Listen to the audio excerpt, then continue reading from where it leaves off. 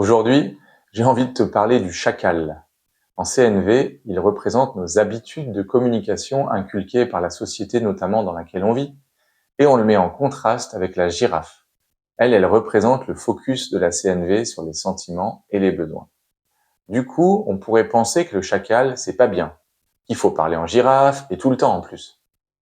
En fait, c'est pas du tout ça. Le chacal et la girafe sont comme deux faces d'une même pièce. Ils vivent tous les deux à l'intérieur de nous.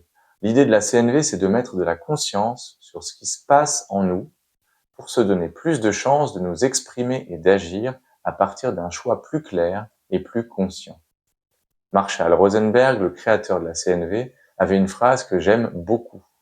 Le chacal est un excellent défenseur de nos besoins. C'est une manière de le réhabiliter, ce chacal. Moi, j'aime bien ça. Parce que cette phrase, elle me rappelle plusieurs choses. Déjà, c'est qu'au fond, que ce soit plutôt le mode chacal ou plutôt le mode girafe qui parle en nous à un moment donné, ça parle des besoins. Toujours.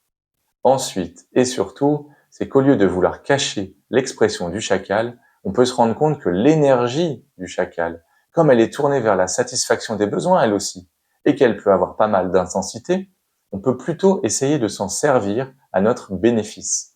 C'est un excellent défenseur de nos besoins, parce qu'il va parfois insister tant qu'il n'est pas entendu, et quand on se rend compte de ça, on peut écouter ses besoins. Je te donne un exemple concret.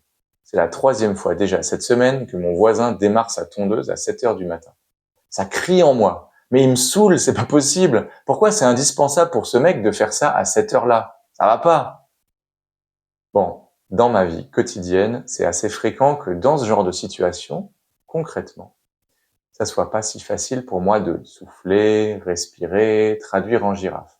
Mais quand j'essaye de faire ami-ami avec mon chacal, quand je me dis, OK, mon chacal, il est en train de défendre des besoins importants pour moi. Ça me donne un petit espace supplémentaire de traduction. Ici, par exemple, dans cet exemple, je vois que c'est vraiment important pour moi de pouvoir me reposer le matin parce que je me rappelle, je sais que j'ai été malade quand j'avais trop de manque de sommeil. Alors, quand je traduis ce message, ça me donne un peu plus d'élan pour aller parler à mon voisin de manière claire, mais sans agressivité ou sans jugement. Et je sais par expérience que j'ai simplement plus de chances d'obtenir satisfaction en lui parlant de la sorte. C'est ça mon objectif. Donc, le chacal, c'est pas un ennemi. C'est un peu comme un garde du corps.